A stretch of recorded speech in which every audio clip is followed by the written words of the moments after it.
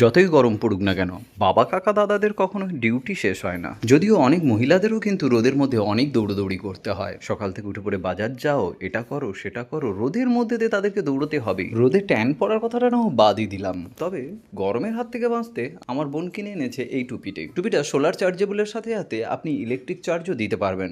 টুপিটার সামনের দিকের ভেতরের অংশে রয়েছে একটি ফ্যান, যার মিষ্টি বাতাস আপনাকে মুখ থেকে গলা পর্যন্ত বাতাস দেবে, এবং এর স্পিড রয়েছে 3x পর্যন্ত।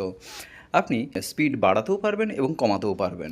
আর এর মিষ্টি বাতাস যা আপনাকে গরমের মধ্যেও অনেকটা কাজ করতে সাহায্য করবে। যাই হোক, এর ফাংশনের কথা বলি। ফ্যানটিকে আপনি আপ ডাউন করে নিজের মতো এক্সাক্ট প্লেস করে নিতে পারবেন।